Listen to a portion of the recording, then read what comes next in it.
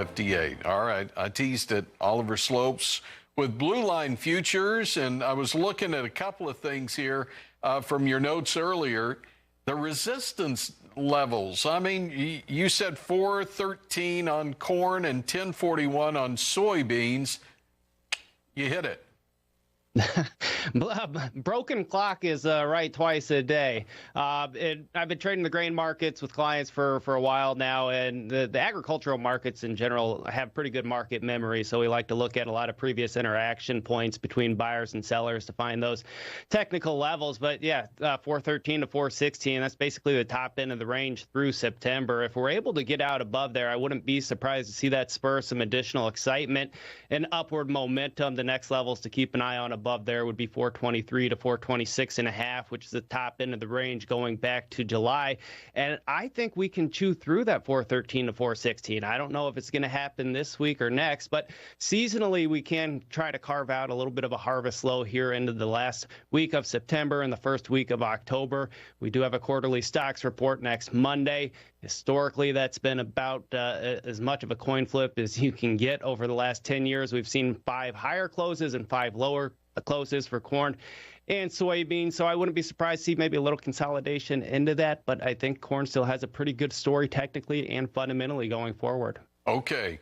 We're going to come back in just a moment and look at and see whether or not we're starting to see some commercial buying come into play as well. We'll talk livestock markets. Market Day report continues in a moment. Out in February, let's bring back in Oliver Slope, Blue Line Futures.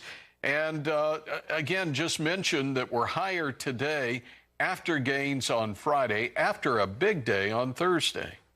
Yeah, the big day on Thursday and then some follow through on Friday, which kind of caught me off guard. I would have thought that the cash market probably would have been non-existent Friday morning and that traders would most likely be sitting on their hands ahead of the cattle on feed report. But that we got that big follow through move, particularly in the live cattle market. And it took us right back to some big resistance points. We talked about the technicals and the grains, and we're back to the scene of the crime for December live cattle, 184. That was the August 2nd breakdown point. So that's going to be a big hurdle for this market to get out above. I do think that over time we can continue to see this market continue to drift higher, but in the meantime I wouldn't be surprised to see us settle into a little bit more of a trading range between 180 and 184. So for guys that need to protect price and protect the downside exposure, I'd be looking at potentially using some options for that to keep the upside open going forward.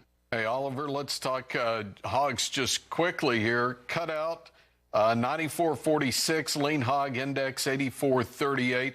We again, I think someone last week said it's like the fullback of the team just keeps kind of punching it along, making just slow, steady gains.